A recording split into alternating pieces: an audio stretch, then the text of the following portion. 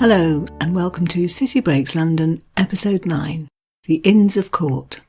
I'm Marion Jones. City Breaks, if you haven't been with us before, offers you a chance to visit a city you're surely going to love, a chance to find out all the historical and cultural background info that would really help you to enjoy your visit and to get the most out of it.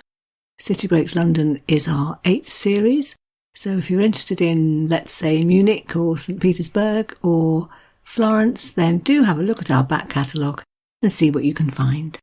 Today, though, we're about a third of the way into the London series, Episode 9, dealing with one of those great London institutions that some people are steeped in, perhaps even spend their entire life working in. I think it is that sort of place. If you belong there, you definitely get sucked in. On the other hand, lots and lots more people who've never heard of it or don't know anything about it. And that's a pity, because it's a little part of London that's unique, very much just itself, quite different from anywhere else you could visit, a tranquil little oasis, and yet just off some of London's very busiest streets. It's chock full of history, goes right back to medieval times. It's one of those places where you really can feel history oozing out of every brick.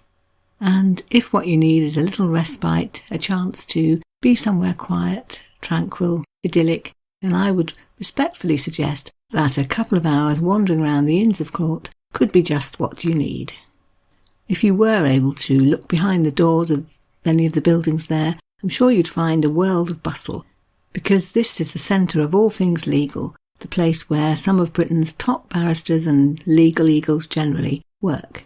But from your point of view, wandering around outside, what you'll find is the oldie-worldy atmosphere, ancient buildings, little courtyards, lawns and little gardens, a maze of interconnecting pathways, reminiscent of Oxford or Cambridge, if you know either of those.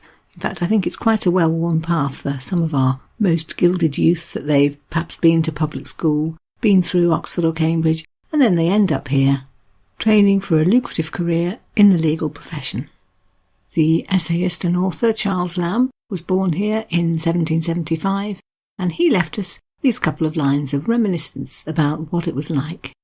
He fondly remembered, quote, its church, its hall, its gardens, its fountain, its river, the antique air, the sundials with their moral inscriptions.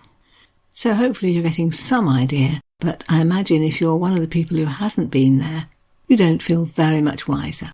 So let's start with a little history. The existence of the Inns of Court goes back to medieval days, to a time when the land on which all of this was built belonged to an organisation known as the Knights Templar, a religious and semi-military organisation which began life in Jerusalem, but which in the 12th and 13th century was in operation in England too. So they bought this land, and on it they built their church, a building which is in fact still there today, and known as Temple Church. And they gave their name too to other parts of the area, so that even today you have Inner Temple and Middle Temple, and so on. And up around the church grew what became known as the 4 Inns of Court, the place where for centuries barristers trained, lived, practised the law. The word inns is a reference to the fact that they lived in, so they slept, ate, discussing all things legal, taking on cases, and often travelling by ferry up the river to the courts at Westminster. Its heyday was perhaps during the Elizabethan times, in the 16th century, when a typical student would perhaps spend a year or two studying classics at Oxford or Cambridge, and then transfer here to complete their education. Many of them were hoping to gain enough legal knowledge to be able to go home, because students came here from all over England and Wales. They wanted to go home and maybe make out a career as a justice of the peace. Others, though, were aiming for a full legal training, 7 or 8 years' worth of study that would allow them eventually to practice themselves at Westminster. The course of study, in inverted commas, was operated as a system of following senior lawyers about, listening to them, watching them at work, learning from them. There weren't any textbooks. You just had to be there picking up the knowledge you could until eventually, after perhaps 5 years, you might be called to the bar. And if that part of the training went well, then eventually you would be a practising lawyer, perhaps taking on some of the most important cases in the land. you had to live in while you were training. You were expected to dine in your Inn of Court, somewhere to mix and learn. But lots of the things I read very much implied that it wasn't all about sober study. Oh no, there was much socialising and revelry. Bear in mind that what the Inns of Court actually did was collect a whole lot of young men together. And so, in the hours off duty, there'd be fencing and dancing and drinking, jousting, which they called tilting, plays. Twelfth Night, for example, was commissioned by the Middle Temple. And I think we can safely say that they played at least as hard as they worked. So, to embark on a little tour of buildings that you can actually look at today, you can't get into most of them, but you can certainly walk past them and soak up some atmosphere. Let's start perhaps with Middle Temple Hall, which was built in 1571 and has been really ever since the heart of the community. Guidebooks are wont to describe it as something like a remarkable Tudor building, and it absolutely was the centre of the whole dining-in tradition, a tradition actually that's still going strong today. And to give a flavour of what it was like in Tudor times, here's an extract from an essay called London Legal, which is published in a really interesting guidebook called London Stories, where a whole lot of guides who work for the London Walks Company have all contributed a chapter on the bit of London they know best. This is Tom Hooper on Middle Temple Hall.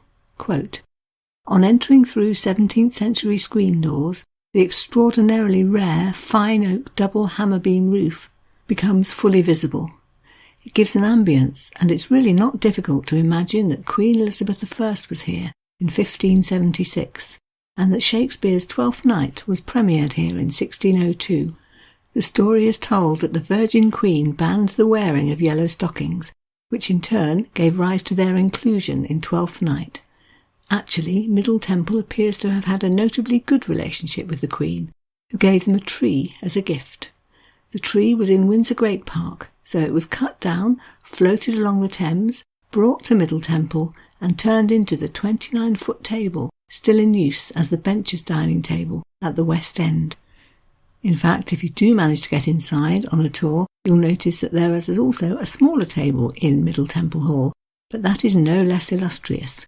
It's said to have been carved from wood which came from Sir Francis Drake's ship, the Golden Hind. Clustered around the hall are the 4 courts, all with their own names: Inner Temple, Middle Temple, Gray's Inn and Lincoln's Inn.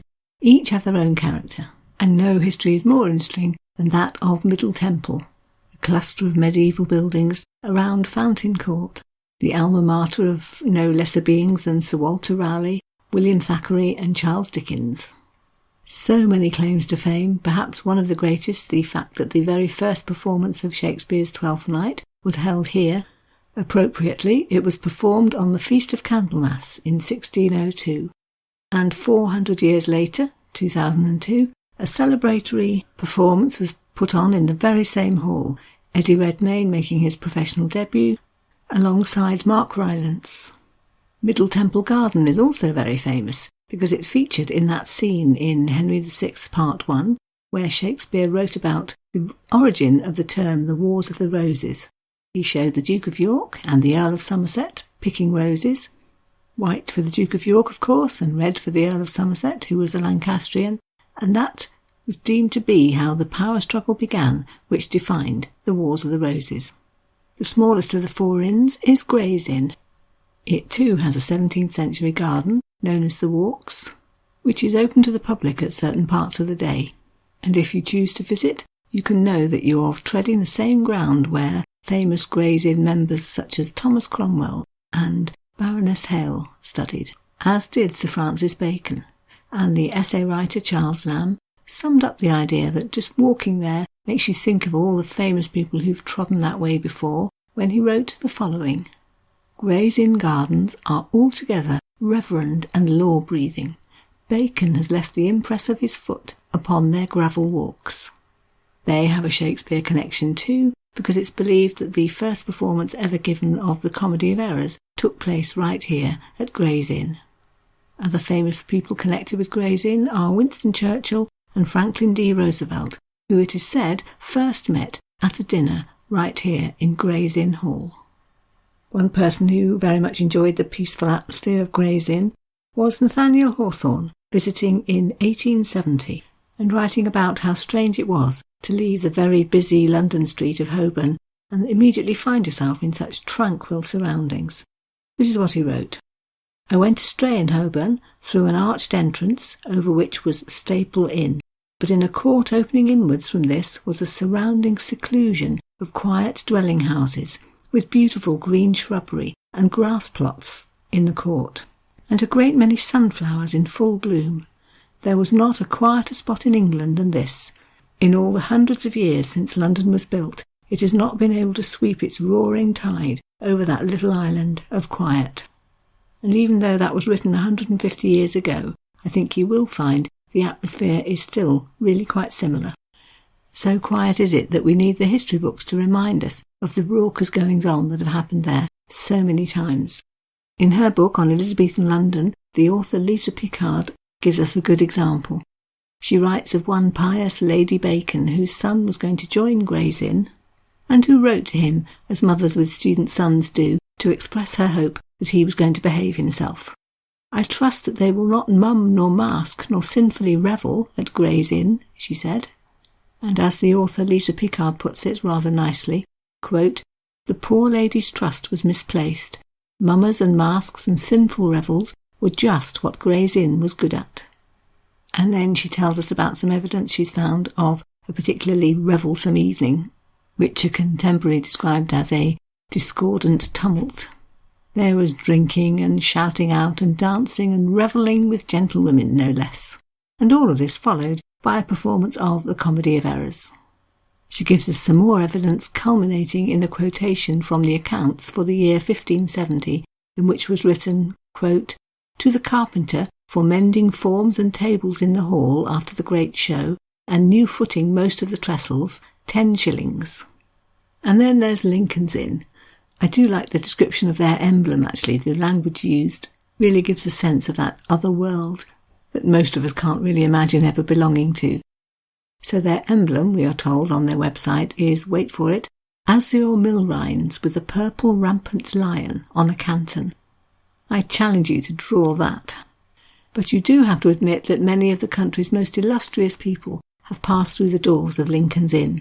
Sir Thomas More, for one, the poet John Donne, for another, and no fewer than 16 British Prime Ministers, who would include William Pitt, Herbert Asquith, and Margaret Thatcher. They too have their raucous evenings. It's their claim to fame that Lincoln's Inn is the only place in the entire country where you're allowed to toast the monarch sitting down, and all of this dates back to an occasion when King Charles II was visiting. He was entertained at the inn, and by the end of the evening the members were so drunk that he gave them permission to remain seated during the royal toast. But just as a sign that you can't say that absolutely every evening at these places ends in drunken debauchery, let me tell the story of a dinner in the year 1780, when one Edward Gibbon, he who wrote Decline and Fall of the Roman Empire, was the guest. He gave a big, long speech on political issues. There was much applause, and then something went wrong. A guest stood up, spoke at length, and countered all his arguments, to the point where Mr. Gibbon apparently walked out, and the second speaker was none other person than William Pitt the Younger, who went on to become the country's youngest Prime Minister. That's the sort of person you meet if you go there, you see. Lincoln's Inn also has its own garden, another classic 17th century designed garden, and the largest of them all, 12 acres in total, known as Lincoln's Inn Fields, and named after one Earl of Lincoln. There's a chapel too, the foundation stone of which was laid by John Donne, and there's a strange area known as the Undercroft, so an open area but with a roof over it, which was designed by the architect Inigo Jones to be a place where students could walk and talk and, as he put it, confer for learning. If you go to stand in the Undercroft, be aware that it was also the site in the year 1659 of a very secret and risky meeting. 80 or so members of Parliament gathered there to discuss the idea of trying to work towards the restoration of the monarchy. It is Lincoln's Inn which Charles Dickens describes in the opening paragraphs of his novel Bleak House, which reads like this: Michaelmas term lately over, and the Lord Chancellor sitting in Lincoln's Inn Hall. Implacable London weather, fog everywhere. That makes it sound very solid and respectable, but it's not difficult to find accounts too of raucous evenings spent at Lincoln's Inn. Here's just one from 1560. Obviously a student known as Talbot had been having some problems with his roommate, and unfortunately he turned to violence to solve them. Quote, Talbot fined 40 shillings for drawing his sword and hurting Nugent, his chamber fellow. Dilland fined 13 shillings and fourpence for having a woman at night in Nugent's chamber. Well, you may not think much of Talbot or Dilland, but surely you have to have some sympathy for poor Nugent, being threatened with violence by one fellow student and thrown out of his room by another. And there was more violence in 1576 when one of the students, one George Scrope, was charged with striking one of the benchers being the governor of the inn, the man who wielded all the power. Surely not a good idea. And what had the bencher done to him? We are told that he had, quote, found fault with his study of astronomy, which he thought was more than he should have done. So a wander through the Inns of Court really should leave you feeling the weight of history all around you. But it is absolutely also today a workplace full of senior lawyers and barristers. They're based at the Inns of Court, and at the nearby Inns of Chancery, that's full of solicitors and clerks. I think you very possibly have to be a lawyer or a law student to understand exactly what's going on, but certainly if you walk about you'll see on some of the buildings entrance boards full of lists of names. And those will be the names of the people practising in those chambers. The head of chambers named first, followed by all the other members in the order in which they joined. So all quite hierarchical. If you want to be a barrister, then you must be called to the bar and be a member of one of these 4 inns. One tradition is that you must attend what's known as qualifying sessions, which turn out to be formal dinners in your inn. So what I'd really like to know is, do they in any way resemble some of those raucous evenings that we've just been listening to descriptions of? I guess there must be more mixed company these days, so maybe that's, dare I say it, civilised things a little. But these trainee barristers are, by and large, young people under lots of pressure, so I'm guessing they do sometimes let off steam. Every barrister is an individual business, but they collect together in groupings known as chambers, and a chamber will probably specialise in some way, some with general law, others perhaps with commercial law or family law. And although much has changed over the centuries, Tom Hooper in his essay on London Legal does finish by saying, quote, the 2 stalwarts of practice, advocacy and opinion or advice, remain essentially unchanged. So that's quite a useful summary of what it is they're all doing in there. A building which is nearby and which you can get into is the Royal Courts of Justice. And quite a building it is. Literally miles and miles of corridor. It was built in the 19th century as a hub for all the country's courts. Courts for civil cases, that is, because criminal cases are tried at the Old Bailey. And the principal courts in that building have names that you probably recognise. The High Court, for example, or the Court of Appeal. Its exterior's huge Victorian Gothic pile, and I found a nice description of the inside in a book called London's Secret Walks. Quote, the interior is a wonder of Victorian Gothic, including over 1,000 rooms and a magnificent cathedral-like Great Hall, which is 238 feet long. You might like to know that you can visit. There's a viewing gallery and you can watch a case proceeding. Geoffrey Archer was tried here, for example. And if you go onto their website, you can book yourself a guided tour. As well as watching cases, there's a little exhibition room where they have a whole collection of wigs and robes on display. And finally then, the last building in this little area that you may well want to visit is Temple Church.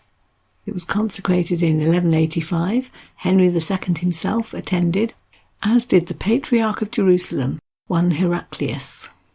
And that was significant because this church was styled on the Holy Sepulchre Church in Jerusalem, hence the round design. And this was significant because this was really the English branch of the Knights Templar who hailed from Jerusalem. It was to be the building where, in the 13th century, new entrants to the Knights Templar would be initiated. If you go to visit, you can see, for example, the flags of the 4 temples. The one for Middle Temple, for example, is the Lamb and Flag. The Inner Temple one is Pegasus. The Winged Horse. You can visit the tomb of Edmund Plowden, who died in 1585, he being the man who designed Middle Temple Hall, and I found a description somewhere saying you really shouldn't miss seeing his tomb because it's, quote, a colourful, recumbent Tudor effigy. There's a door out to the penitential cell, which is where knights who'd broken the rules, and there were a lot of rules, were imprisoned, sometimes left there to starve to death. And on a more cheerful note, it's worth keeping an eye out for their concert programme, because there are some very nice and sometimes free lunchtime concerts in Temple Church. Definitely another way to create a nice peaceful interlude in a busy day spent looking round London. But in the end, I think it will very much be the idea of legal London that you're left with when you leave the Inns of Court. And by nobody was this better described, immortalised, than by Charles Dickens, particularly in his novel Bleak House. If you don't know it, it's the story of the Jarndyce family, who have been lucky enough to discover that they're going to inherit some money. Unfortunately, though, this is disputed. Other people want the fortune too, and so a lawsuit is undertaken. And the case goes under the name Jarndyce versus Jarndyce. One of the plot summaries I consulted read, "The Court of Chancery convenes, hears complicated points on the Jarndyce suit, and then adjourns, day after day, without ever coming to any conclusions, thus prolonging the agony of all parties." And it does seem to be that Dickens's aim in writing this book was to criticise the legal system, the Court of Chancery in particular, and point out that cases could drag on and on through decades of convoluted legal manoeuvring. Dickens knew the area very well, in fact, not least because in 1827 he had been employed there, working as a solicitor's clerk at Gray's Inn. He found it very dull, he said, and to amuse himself he used to lean out of his second-floor window and drop cherry stones on passers-by. Well, I guess the legal profession's loss is the novel-reading public's gain, but you can't deny that he was biased. He apparently once later described this as, quote, one of the most depressing institutions in bricks and mortar known to the children of men. And in his novel too, he didn't lose opportunities to paint it in a rather bleak way.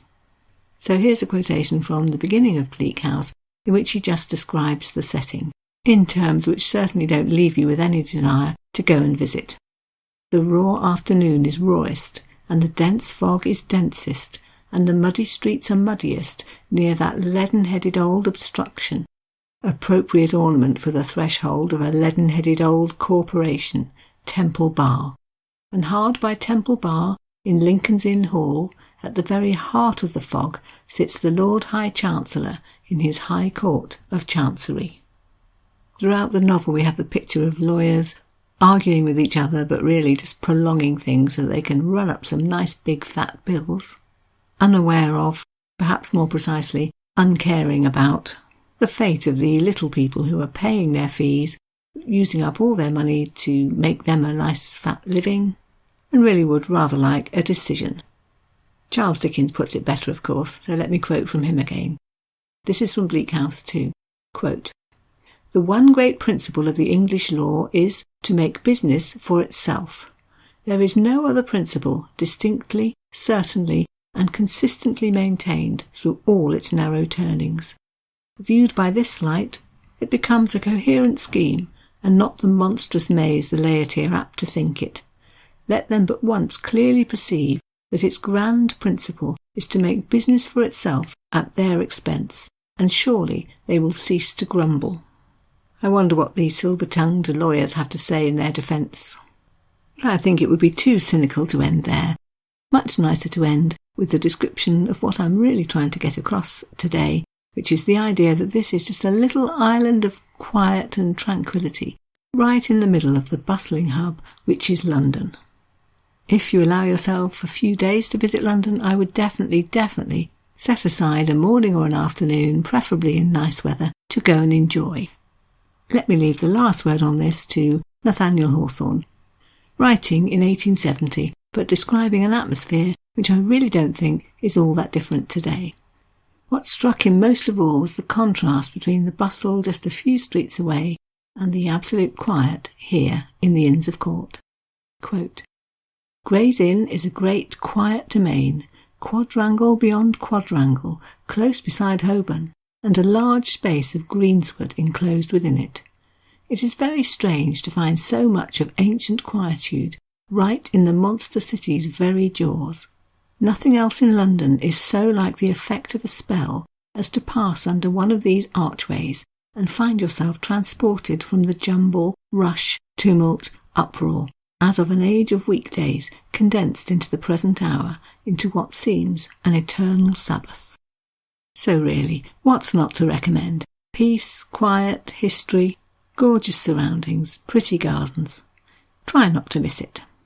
So that's it for today's episode. Our little interlude is over. Next week we're off somewhere a bit busier, Fleet Street, but somewhere which equally carries the weight of history about it. This time the history of journalism and the newspaper industry. A street that's been very much written about over the years, and while the newspaper industry has generally moved on, there are still a number of reasons why a morning or an afternoon in Fleet Street are a jolly good idea. So more about that next week. I do hope you'll be able to join me, and for the moment, thank you very much for listening, and goodbye.